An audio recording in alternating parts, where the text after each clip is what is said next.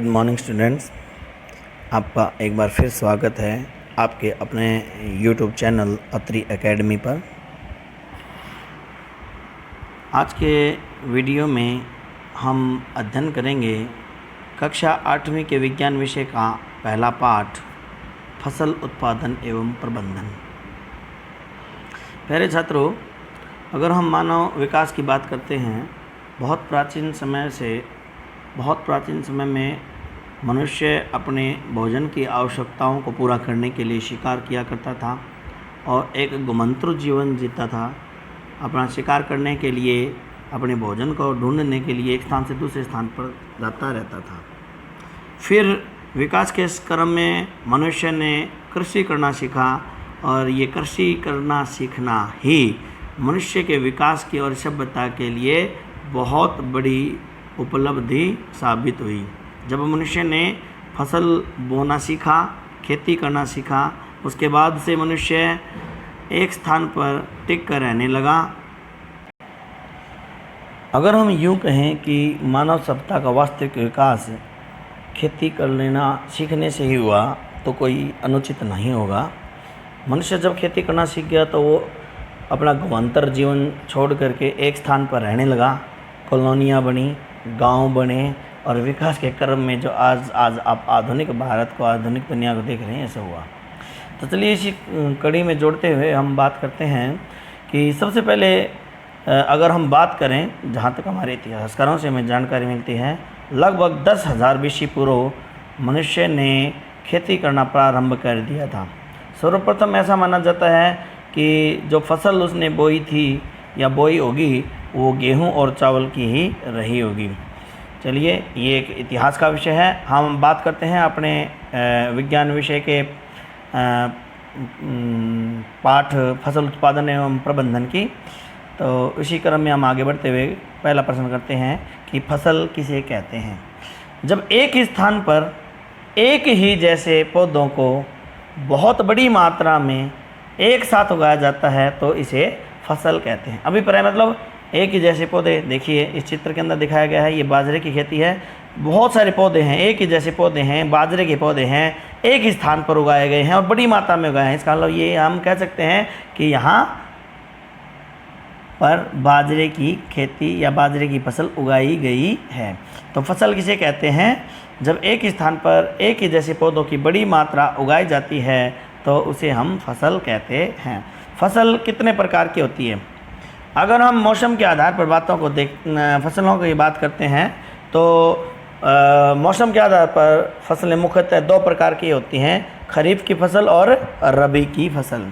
खरीफ की फसल किसे कहते हैं? वह फसल जो वर्षा ऋतु में जून से सितंबर माह के बीच बोई जाती है उसे खरीफ की फसल कहते हैं। और इसके उदाहरण हैं धान, मक्का, सोयाबीन, मूंगफली, कपास आदि। आप चित्र में अच्छे से देख पा रहे हैं। अगर हम बात करें साधारण शब्दों में, हम ये कह सकते हैं कि जो गर्मियों में फसल बोई जाती है, गर्मियों के बाद फिर जून के आसपास मानसून सक्रिय होता है, अप्रैल मई में तो बरसात होती है, इसलिए हम ये भी कह सकते हैं कि खरीफ की फसलें वे फसलें हैं जिन्हें हम वर्षा ऋतु में, अर्थात गर्मी में या वर्षा ऋतु में जून महीने से सितंबर तक बोई जाने वाली फसलें खरीफ की फसल कहलाते हैं, जैसे कपास, बाजरा, जवार, मक्का आदि। अब हम बात करते हैं दूसरी प्रकार की फसल, रबी की फसल। वह फसल जो सर्द ऋतु में अक्टूबर से मार्च के बीच बोई जाती है, उस फसल को हम रबी की फसल कहते हैं, अर्थात सर्दियों में बोई जाने वाली फसल, अक्टूबर से मार्च के महीने में। आपने अक्सर देखा हुआ सर्दियों में हम गेहूँ, सरसों, चना आदि फसलों को बोते हैं। ये फसलें जो सर्द ऋतु में बोई जाती हैं इन्हें हम रबी की फसल कहते हैं। कृषि पद्धतियाँ, जी हाँ, अब हम बात करते हैं अगला टॉपिक, कृषि पद्धतियाँ। जब किसान अपने खेत में कोई फसल उगाकर उसका उत्पादन करके उत्पादन को घर लेके आता है तो उसको यह सब करने के लिए अनेक कार्य खेतों में करने पड़ते हैं। इन सभी कार्यों को हम फसल पद्धतियाँ कहते हैं। और अगर हम विज्ञान की बात करें, अगर इसको परिभाषित करने की बात करें, तो हम ये कह सकते हैं कि फसल बोने के लिए किसानों को अनेक क्रिया करने होते हैं। इन सभी क्रियाकलापों को हम फसल पद्धति कहते हैं।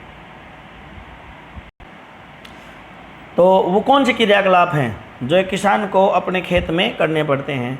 ये निम्नलिखित हैं। सबसे पहले हम देखेंगे 1 नंबर मिट्टी की तैयार करना, मिट्टी तैयार करना। मिट्टी तैयार करने के बाद बुआई। तीसरी कृषि पद्धति है खाद एवं उर्वरक देना। चौथी है सिंचाई। 5वीं है खरपतवार से रक्षा। 6ठी पद्धति है कटाई और 7वीं है भंडारण। इस प्रकार से हम देखते हैं कि मोटे तौर पर अगर एक किसान कोई खेती करता है तो उसका उत्पादन को प्राप्त करने तक का उसको लगभग 7 कृषि पद्धतियां हैं जो करनी ही पड़ती हैं। इसके अतिरिक्त अन्य बहुत सारी सूक्ष्म गतिविधियां हैं जिनका जिक्र हम यहाँ नहीं करते, मुख्यतः इन 7 को हम यहाँ बता रहे हैं। अब इन सभी कृषि पद्धतियों को हम थोड़ा विस्तार से चर्चा कर लेते हैं। सबसे पहले पद्धति की हम बात करते हैं, मिट्टी तैयार करना किसे कहते हैं? मिट्टी को उलट पलट कर पोला करना मिट्टी तैयार करना कहलाता है। यह कार्य हल या कल्टीवेटर के द्वारा किया जाता है। देखिए, जब किसान कोई फसल बोता है, या आपने भी कभी ऐसा रहा होगा कि कभी किसी जगह पे गमले में या कहीं बाहर अगर आपने पौधा लगाया है तो आप सबसे पहले क्या करते हो? सबसे पहले आप मिट्टी की खुदाई करते हो, मिट्टी को खोदते हो, खड्डा तैयार करते हो, मिट्टी को पोला करते हो। वही तो आप कर रहे हैं, जो पहली गतिविधि जो किसान करता है, मिट्टी तैयार करना। मिट्टी तैयार करना क्यों आवश्यक है? मिट्टी तैयार करने के लिए ये देखिए औजार यहाँ दिखाए गए हैं। अगर हम प्राचीन काल की बात करें तो प्राचीन काल के समय में ये हल नाम का एक कृषि यंत्र होता था। इसके द्वारा बैलों की मदद से या अन्य पशु जैसे ऊँट, भैंसा आदि की मदद से हल को चला करके खेती की मिट्टी को उलट पुलट कर मिट्टी तैयार की जाती थी। जब विज्ञान ने प्रगति कर ली उसके बाद में अन्य आधुनिक यंत्र आए, जैसा आप इस चित्र में देख पा रहे हैं। इस यंत्र को हम हर्रो कहते हैं। इसमें एक साथ कई फाले होते हैं जिससे बहुत जल्दी मिट्टी तैयार होती है और कम समय में अधिक हो जाता है। इसके बाद एक दूसरी ये मशीन है। ये मशीन जो आप सामने देख रहे हैं ये 2 कार्य करती है। ये इसके नीचे लगे हुए फालों के द्वारा हम मिट्टी की तैयारी भी कर सकते हैं, और साथ ही साथ अगर आप देखें इसके ऊपर जो ये पीले रंग का एक बॉक्स दिखाया हुआ है, इस बॉक्स के अंदर किसान अपने जिस फसल को बोना चाहता है उसके बीज रखता है, और बिजाई के समय में बीज डालने पर यह मशीन उचित समय पर और उचित गहराई पर बीजों को बोने में भी मदद करती है। इसके अतिरिक्त अन्य कृषि औजार ये हैं, जैसे ये एक आधुनिक हर्रो है जिसके द्वारा इसके अंदर बहुत सारे लोहे के तवे जैसी रचनाएं होती हैं जो मिट्टी को बहुत बारीक और पोला करने में, गहराई तक पोला करने में मदद करती है। ये है हमारे कृषि यंत्र। अब हम बात करते हैं कि मिट्टी तैयार करना आवश्यक क्यों है। अगर हम बात करें मिट्टी की तैयारी की आवश्यकता की, तो मैं सभी को यह है बताना चाहूँगा कि मिट्टी तैयार करने के कारण से मिट्टी पोली हो जाती है, और मिट्टी जब पोली होती है तो पौधे की जो जड़ें हैं वो आसानी से गहराई तक जा सकती हैं, उनकी अच्छी वृद्धि होती है, और अधिक भूमि में अधिक दूरी तक फसल की पौधे की जड़ों का विस्तार होने के कारण से पौधे का विकास सुनिश्चित होता है, पौधा अधिक वृद्धि करता है। और दूसरा लाभ यह है कि धरती का तैयार करने पर, मिट्टी तैयार करने पर, मिट्टी पोली होने पर उसमें जल धारण करने की क्षमता बढ़ जाती है। अर्थात छोटा सा क्रियाकलाप आप कई बार अनजाने में अपने घर कर देते हैं। आप अपने घरों में रखे हुए गमले में जब पानी डालते हैं तो अभी आप देखेंगे एक ऐसा पौधा जो आपने गमले में बोया हुआ है, बहुत लंबे समय से आपने उसमें किसी तरह की कोई खुदाई नहीं की है। जब आप उसमें पानी देते हैं तो मात्र थोड़े से आधा गिलास, 1 गिलास पानी से वह गमला, पौधे का गमला पानी से भर जाता है। और यदि किसी दिन अगर आप कोई ऐसी चीज़, नुकीली चीज़ लेकर के सावधानी से इस गमले की मिट्टी को अगर आप खोद देते हैं और थोड़ा ही गहराई तक उसको पोला कर देते हैं, तो आप देखेंगे उस दिन गमले में आप जो पानी डालेंगे वो अधिक मात्रा में पौधा स्वीकार करेगा, यानी पौधे के अंदर वह जो जल धारण करने की क्षमता वह बढ़ जाती है। अतिरिक्त इसके मृदा के अंदर, मृदा के कणों के बीच वायु का प्रसार होता है। वायु पौधों की जड़ों को सांस लेने के लिए आवश्यक है, इसलिए वायु जब वहाँ मिट्टी तैयार करने के बाद भूमि में चली जाती है, यह भी साथ ही साथ मृदा में सूक्ष्म जीवों की वृद्धि हो जाना यह भी सुनिश्चित हो जाता है, और सूक्ष्म जीवों की वृद्धि के कारण से मृदा की उपजाऊ क्षमता जो है वह बढ़ती है, क्योंकि बहुत सारे जो सूक्ष्म जीव है वो कृषि यानी किसानों के लिए मित्र का कार्य करते हैं, और वो भूमि को उपजाऊ बनाने की प्रक्रिया में दिन रात लगे रहते हैं। इस प्रकार मिट्टी तैयार करना आवश्यक, इसीलिए मिट्टी तैयार करना आवश्यक है। तो साधारण शब्दों में कह सकते हैं, मिट्टी का तैयार करने से मिट्टी पौली हो जाती है, पौधों की जड़ें आसानी से गहराई तक जाती हैं, सूक्ष्म जीवों की वृद्धि होती है, मृदा में वायु का संचार होता है। इन सभी के कारण से फसल जो है वो बहुत अच्छे से वृद्धि करती है, और उत्पादन की क्षमता जो है, उत्पादन की संभावना अधिक बढ़ जाती है। अगले हम बात करते हैं विभिन्न कृषि औजार, जो मैंने आपको पहले बता दिया है। अब बात करते हैं हम जुताई। हल या कुदाली से मिट्टी को उलट पलट कर पोला करना जुताई कहलाता है। जी हाँ, ये अगर आप चित्र देख रहे हैं, यह किसान जो है हल की सहायता से अपने खेत को जोत रहा है, यानी मिट्टी को जोतने का जो क्रिया है उसे हम जुताई भी कहते हैं। कभी कभी हम देखते हैं कि मिट्टी बड़ी सख्त होती है, तो उस जगह पर जुताई करने से पहले मिट्टी को गीला किया जाता है, यानी मिट्टी अधिक कठोर होती है तो उसमें पहले सिंचाई की जाती है, जिससे भूमि नरम हो जाती है, और हल और कुदाली सही तरह से कार्य करते हैं। यानी अगर किसान परिवार से संबंध रखने वाले जो व्यूअर हैं या स्टूडेंट्स हैं वो अच्छे से जानते होंगे, सूखी भूमि में अगर आप किसी भी तरह से खोदने का प्रयास करेंगे तो वो बड़ा कठिन होगा, और यदि आप वहाँ कुछ समय पानी डालने के बाद थोड़ा इंतज़ार करते हैं और जब इसके बाद आप खोदेंगे तो वह आसानी से खोदा जा सकता है। तो जुताई के लिए कभी कभी हम पहले सिंचाई भी करते हैं। अगला कार्य है, अगली गतिविधि है बिजाई करना। जब हमने भूमि तैयार कर ली, भूमि तैयार करने का अगला जो क्रियाकलाप है, अगली जो कृषि पद्धति है वह है बिजाई करना। बीजों को तैयार मिट्टी में बोने की क्रिया को हम बिजाई कहते हैं, और बिजाई के विभिन्न तरीके हैं। एक तरीका है छिड़काव करना, छिड़काव विधि, और दूसरा है सीड ड्रिल विधि। छिड़काव विधि एक ऐसी विधि है जिसमें हम जब फसल तैयार, किसान जब अपनी खेत की फसल को तैयार कर लेता है तो वह हाथों से तैयार भूमि के ऊपर बीजों को छिड़क देता है। बीजों को छिड़क देने के बाद जो यह विधि है छिड़कने के कारण से छिड़काव विधि कहलाती है। इस बिजाई की इस विधि को अच्छी विधि नहीं बताया गया है। इसका कारण क्या है कि देखो, बीज छिड़कते समय अगर तैयार भूमि के ऊपर किसान बीज छिड़क रहा है तो इस संभावनाओं से मना नहीं किया जा सकता कि जब वह बीज छिड़कता है तो किसी जगह पर अधिक बीज गिरेंगे तो किसी जगह पर कम बीज गिरेंगे। दूसरा, बीज छिड़कने के बाद इन बीजों को पक्षियों या कीट पतंगों के द्वारा खाए जाने की संभावना भी बनी रहती है। अर्थात आपने किसान ने खेत तैयार किया, मिट्टी तैयार की और उसके बाद बीजों को छिड़क दिया। अब बताइए, हो सकता है बहुत सारे पक्षी वहाँ आ जाएं और उन दानों को चुग कर ले जाएं, फसल तो फिर नहीं उगेगी। या फिर बहुत सारे कीट पतंगे होते हैं, जैसे चींटियाँ रहती हैं, मोटी काली चींटी जो खेतों में हो जाती है, और दूसरे कीड़े हैं उनको दानों को उठा कर ले जाएंगे जो बीज के हैं। इससे क्या है, फसल के उगने की संभावना है वो बहुत कम हो जाती है, या फसल कहीं कहीं उगती है, पौधा कहीं कहीं उगता है जहाँ किसी कारण से बीज रह जाता है। दूसरी विधि है बिजाई की सीड ड्रिल विधि। बीजों को सीड ड्रिल की मदद से उचित गहराई पर बोया जाता है। इन बीजों पर मिट्टी ढक जाती है जिससे इसको पक्षियों के द्वारा खाए जाने की संभावना भी घट जाती है। यह एक अच्छी विधि है।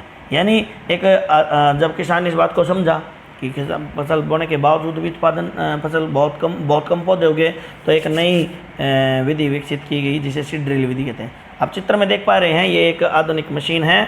इसके अंदर नीचे यहाँ जो दिया गया हुआ है ये अनेक फाले हैं, जो खोदने का कार्य करते हैं, मिट्टी को पोला करने का कार्य करते हैं, इनके साथ में लगी हुई ये नलकियां हैं। और ऊपर जो है आप देख रहे हैं एक लाल रंग का बड़ा एक बक्सा है। किसान जब जुताई करता है, बीज बोता है, जुताई करने के लिए वो बीज को इस मशीन के इस भाग में डाल देता है और इसको इस प्रकार से सेट करता है कि वह बीजों को, जब यह ट्रैक्टर चलता है तो बीज उचित गहराई पर और उचित दूरी पर बोए जाते हैं। यानी ऐसा नहीं होता कि किसी स्थान पर बहुत अधिक बीज गिर जाएं या किसी स्थान पर बिल्कुल ना गिरें। यह मशीन आधुनिक मशीन है, इसके द्वारा उचित गहराई पर बीजों को बोया जाता है। बीज से उचित गहराई पर बोए जा सकते हैं और उचित दूरी पर एक क्रमबद्ध तरीके से चलता है। इसे हम सीड ड्रिल विधि कहते हैं। यानी सीड ड्रिल की मशीन, ड्रिल मशीन के द्वारा बिजाई करना सीड ड्रिल विधि कहलाता है। अब हमारी बात आती है कि बीजों को उचित गहराई पर बोना क्यों उचित है।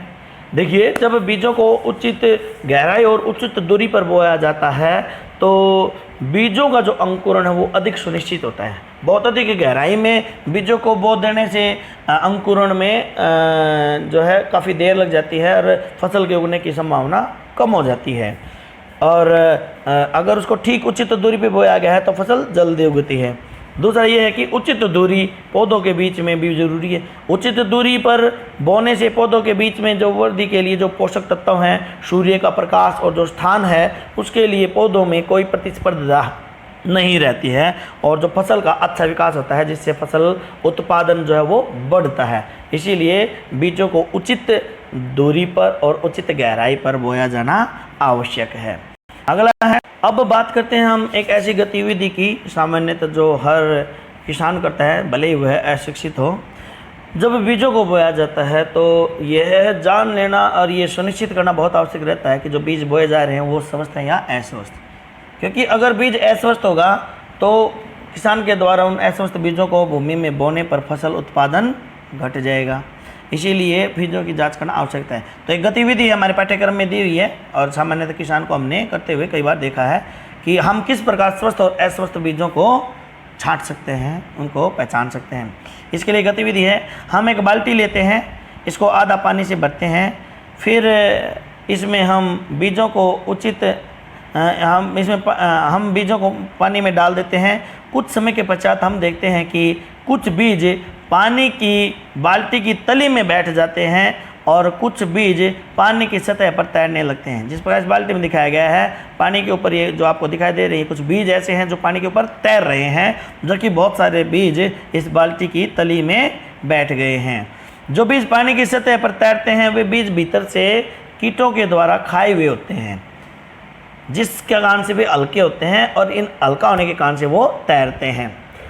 ऐसे बीजों को हम अस्वस्थ बीज कहते हैं। और जो बीज पानी की बाल्टी की तली में बैठ जाते हैं वो बीज स्वस्थ बीज होते हैं, क्योंकि जो बीज कीड़ों के द्वारा खा लिए जाते हैं वो अंदर से खोखले होते हैं और खोखला बीज क्या आता है, हल्का होता है।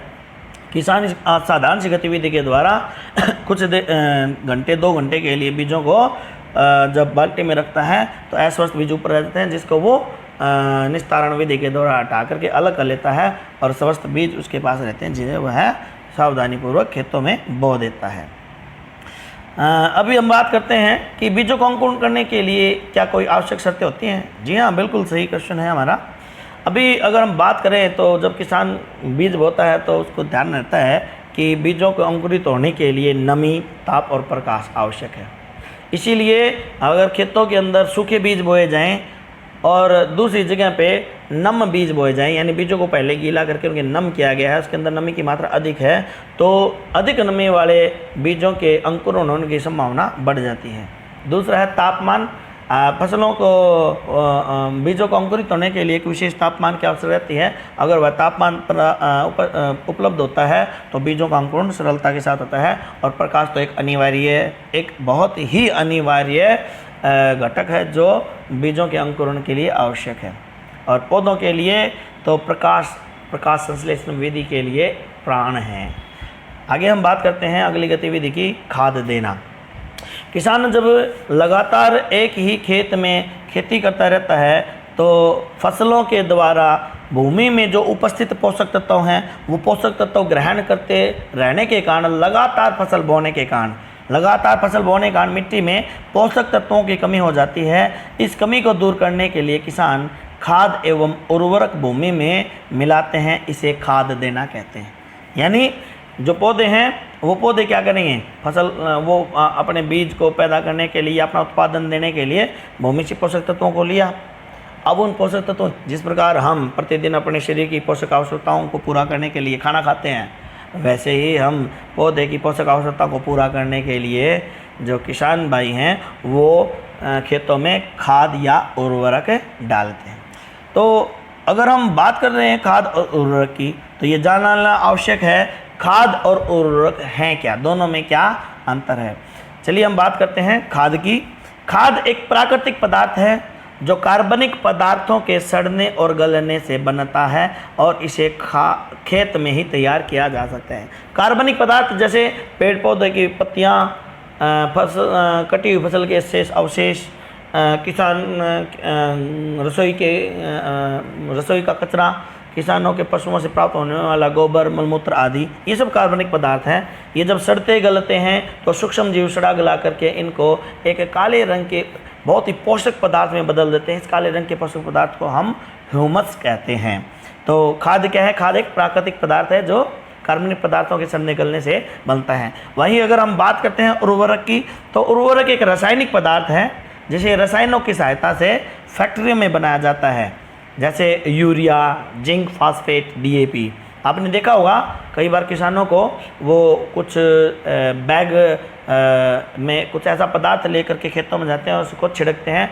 ये जो बैग होते हैं इनमें और कुछ नहीं, यही रासायनिक उर्वरक होते हैं, यूरिया, जिंक, डीएपी या कोई अन्य। अगला है हमारा खाद मिट्टी में हुमस का निर्माण करता है। जैसे मैंने बताया हुमस एक काले रंग का पौधों के लिए बहुत ही अधिक पोषक तत्वों से समृद्ध पदार्थ होता है और ये सूक्ष्म जीवों के अपघटन प्रक्रिया के द्वारा, सूक्ष्म जीव जो कार्बनिक पदार्थों का अपघटन करते हैं उसके द्वारा बनता है और जिससे भूमि का गठन सुधरता है, भूमि उपजाऊ होती है। तो खाद मिट्टी में हुमस का निर्माण करता है और सूक्ष्म जीवों की वृद्धि भी करता है। अगर विपरीत हम इसके देखते हैं, उर्वरकों के उपयोग से हुमस नहीं बनता है। यह भूमि में सूक्ष्म जीवों की वृद्धि भी नहीं करता है और ना ही भूमि के गठन का सुधार करता है।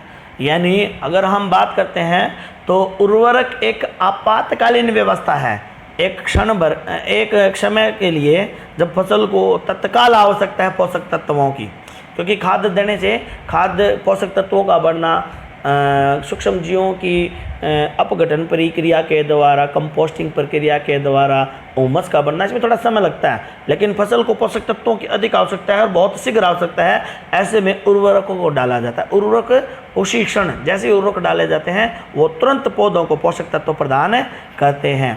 तो ये सिर्फ एक बार के लिए जब तभी इनका इस्तेमाल किया जाए तभी के लिए ये भूमि में पोषक तत्व प्रदान करते हैं, अन्यथा ये किसी भी प्रकार का हुमस नहीं बनाते, सूक्ष्म जीवों की वृद्धि नहीं करते और भूमि का गठन का सुधार भी नहीं करते। अगला है अगर हम खाद को हम जो कर रहे हैं खाद में और उर्वरक में अंतर। हमने जान लिया कि खाद क्या है, उर्वरक क्या है, अब अंतर भी जान लेते हैं। अगर खाद को अधिक मात्रा में डाल भी दिया जाए तो फसल को कोई हानि नहीं होगी, लेकिन विपरीत इसके अगर अधिक मात्रा में उर्वरक का प्रयोग किया जाए तो भूमि बंजर भी हो जाती है। प्रकृति से जो उर्वरक हैं और वो रसायन हैं और वो अम्लीय या क्षारीय प्रकृति के हो सकते हैं, अधिकतर ये क्षारीय प्रकृति के हो सकते हैं, जिससे भूमि क्षारीय हो जाती है बहुत अधिक इनका इस्तेमाल करने से, और धीरे धीरे भूमि बंजर हो जाती है। अगली बात करते हैं, खाद भूमि में जल धारण की क्षमता को बढ़ाता है। जल धारण यानी जो हुमस बनता है ये एक ऐसा पोला सब्सटेंस है, पोला पदार्थ है जिसके अंदर बहुत ये छिद्रित सा होता है। जो मिट्टी है, खेत की मिट्टी है, उस मिट्टी को ये छिद्रित बनाता है और इस छिद्रित मिट्टी के अंदर वायु और जल आसानी से धारण किए जा सकते हैं। इसीलिए खाद का इस्तेमाल करने से भूमि के अंदर जल धारण क्षमता बढ़ती है, जबकि उर्वरक भूमि की जल धारण क्षमता पर कोई प्रभाव नहीं डालते।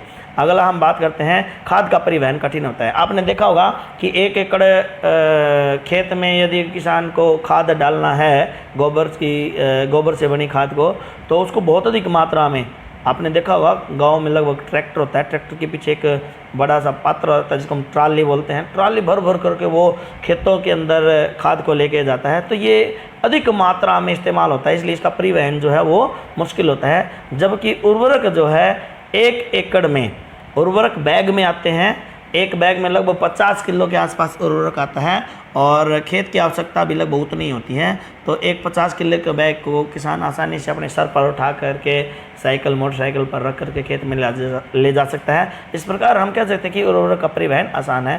तो ये था खाद और उर्वरक के बीच अंतर। आई होप आपको बहुत अच्छे से समझ में आया होगा। हम आगे बात करते हैं तुलना खाद और उर्वरक की। खाद को उर्वरक की अपेक्षा अधिक लाभदायी बताया गया है। इसके अधिक लाभदायी होने का कारण ये है कि खाद की अपेक्षा जो उर्वरक है वो अधिक हानिकारक, उर्वरक खाद की अपेक्षा अधिक हानिकारक होता है। यह केवल एक ही बार तो पोषक तत्वों की पूर्ति करता है, किंतु अधिक मात्रा में उपयोग करने पर यह भूमि को बंजर बना देता है। जबकि खाद के प्रयोग से भूमि में ह्यूमस और सूक्ष्म जीवों की वृद्धि होती है, जिससे भूमि उपजाऊ बनती है। दूसरा, खाद भूमि की जल धारण क्षमता को भी बढ़ाता है। तो इस प्रकार हम अगर देखते हैं, तुलना करते हैं, तो खाद का उपयोग उर्वरक की तुलना में अधिक लाभदायक है। इसलिए हमें खाद का प्रयोग करना चाहिए और अधिक उर्वरकों के प्रयोग से बचना चाहिए। अगला आता है वर्मी कंपोस्टिंग। वर्मी कंपोस्टिंग से पहले हमने पिछले वीडियो में भी हमने एक बात जिक्र किया था, कक्षा 7 के वीडियो में 6 में, और आप पढ़ के भी आए हैं। कंपोस्टिंग किसे कहते हैं? जो कार्बनिक पदार्थ हैं जैसे पेड़ पौधों की पत्तियां, पशुओं का गोबर आदि, वो प्राकृतिक रूप से सूक्ष्मजीवों के द्वारा सड़ गल करके काले रंग के पदार्थ में बदल जाते हैं, जिसे हम ह्यूमस कहते हैं, जो पौधों के लिए बहुत ही पोषक है। इस प्रकार से खाद का बनना कंपोस्टिंग कहलाता है। यह एक प्रकृति के द्वारा की ऐसी व्यवस्था है कि यह स्वयं होती है। लेकिन अगर यही क्रिया लाल केंचुओं की मदद से की जाए तो इसका खाद बढ़ने की जो दर है वो बहुत तेज़ी से बढ़ती है, और इसीलिए किसानों ने अधिक जल्दी और कम समय में खाद बनाना सीखने के लिए लाल केंचुओं की मदद लेना शुरू कर दिया। तो वर्मी कंपोस्टिंग किसे कहते हैं? लाल केंचुओं की मदद से खाद बनाना वर्मी कंपोस्टिंग कहलाता है। चलिए अब हम बात करते हैं कि जब हम बात करते हैं कि पौधों को, किसानों को क्यों आवश्यकता होती है खाद और उर्वरक देने की, इस बात को हम एक क्रियाकलाप के द्वारा समझने की कोशिश करते हैं। आप स्क्रीन पे अच्छे से देख रहे होंगे। यहाँ हमने क्या दिया कि हम किसी पौधे के बीजों को अंकुरित करके उसके नवोद बीज तैयार करते हैं। अर्थात हमने मिट्टी में या छोटे छोटे हमने रुई ली, रुई को थोड़ा सा पानी से गीला किया और उसमें कुछ पौधों के बीज डाल दिए। तो नमी होने के कारण से रुई के पास नमी, रुई में नमी है, प्रकाश भी है और वहाँ वायु भी है, तो क्या है, पौधे अंकुरित हो जाएंगे। आपने देखा होगा घरों में आपकी मम्मी, आपकी माताजी, आपके घर की जो महिलाएं हैं रसोई में, वो मूंग का अंकुरण करते हैं, अंकुरित दाल आपको देती है। ठीक है, बिल्कुल अंकुरण आराम से हो जाता है। तो हम क्या करेंगे, किसी पौधे के बीजों को अंकुरित करके उसके नवोद बीज तैयार करेंगे। अब हम कागज़ के 3 कप लेंगे, कागज़ के 3 कप यानी जो हम चाय पीने के लिए इस्तेमाल करते हैं, डिस्पोजल गिलास, और उन पर हम ABC अंकित करेंगे। ठीक है, ये जिस प्रकार ये हैं, हमने एक के ऊपर लिखा है A और दूसरे पे B और तीसरे पे C। हम क्या करते हैं, तीनों कपों में पौधों में नवोद बीज को बो देते हैं। थोड़ा इन तीनों कपों में थोड़ी थोड़ी मिट्टी डाल करके, जो छोटे पौधे होते हैं, बिल्कुल छोटे पौधे, अंकुरण के बाद बिल्कुल छोटे जो पौधे होते हैं, उनको नवोद बीज कहते हैं। हम कप में, एक कप में थोड़ी सी खाद डालते हैं और जिसमें हम तीनों कपों में पहले नवोद बीज बो देते हैं। फिर कप A में हम थोड़ी सी खाद डालते हैं और कप B में थोड़ा सा उर्वरक डालते हैं।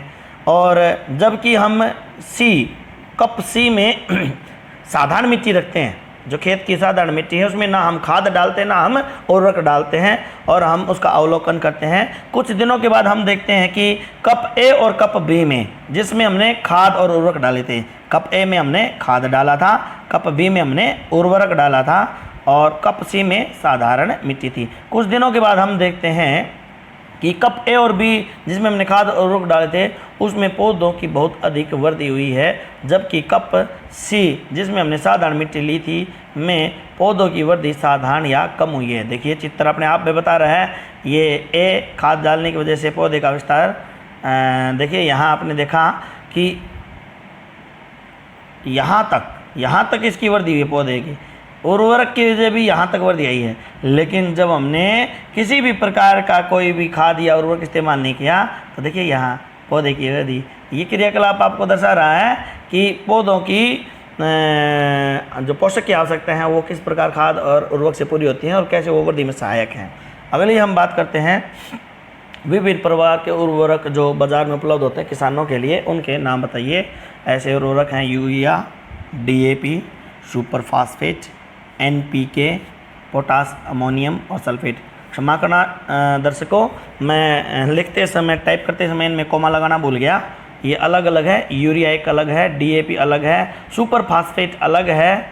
यानी अगर हम इसको करें तो मैं अभी आपके सामने कर ही देता हूँ इसको।